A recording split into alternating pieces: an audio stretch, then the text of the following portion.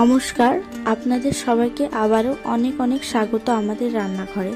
আজকে আমি যে রেসিপিটি বানাচ্ছি সেটি সবারই কাছেই খুবই প্রিয়। তো আজকে আমি বানাচ্ছি এগ চিকেন চাউমিন। এটি আপনারা বাড়িতে একদম রাস্তার দোকানের মতো বানিয়ে ফেলতে পারেন। তো এর জন্য কি কি করতে হবে চলুন দেখে নিই। প্রথমে একটি পাত্রে জল গরম করে এর মধ্যে নুডলসগুলি দিয়ে নুন দিয়ে সেদ্ধ করে নিচ্ছি।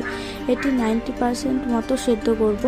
তারপর এগুলিকে তুলে ছেঁকে নিচ্ছি। তারপর এর মধ্যে ঠান্ডা জল দিয়ে দিচ্ছি যাতে কুকিং প্রসেসটা বন্ধ হয়ে যায়। তারপর একটুখানি তেল দিয়ে মেখে নিচ্ছি যাতে নুডলসগুলি গায়ে গায়ে লেগে না যায়। তারপর একটি পাত্রে তেল গরম করে এর মধ্যে ম্যারিনেট করা চিকেন, সেটাতে একটু নুন, হলুদ আর একটু আদা রসুন বাটা, লঙ্কা গুঁড়ো দিয়ে আমি ম্যারিনেট করে রেখেছিলাম আধ ঘন্টা। সেটা দিয়ে নেড়ে চেড়ে ভেজে নিচ্ছি 10 মিনিটের মতো। এটি ভাজা হয়ে গেছে আর এটি বেশ সুন্দর সেদ্ধও হয়ে গেছে। তো এটিকে এবার আমরা একটু নেড়ে চেড়ে তুলে নেব। এরপর এই পাত্রের মধ্যে একটা ডিম ফাটিয়ে দিয়ে দিচ্ছি আর নুন দিয়ে এটাকেও ভালো করে ভেজে নিচ্ছি। এটাকেও ভালো করে ভেজে তুলে নেব। এবার একটি পাত্রে তেল দিয়ে দিচ্ছি। এবার রান্নাটি হাই ফ্লেমে হবে।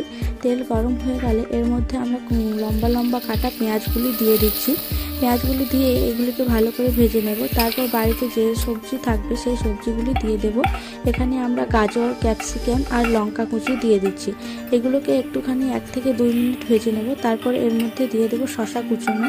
শসাগুলো দিয়ে একটুখানি ভেজে নেব। তারপর এর মধ্যে দিয়ে দেবো আমাদের চাউমিনগুলো দিয়েও বেশ নাড়াচাড়া করে এটিকে ভেজে নেব কিছুক্ষণ ধরে। বেশ আলতোভাবে নাড়তে হবে, নইলে চাউমিনগুলো ভেঙে যাবে।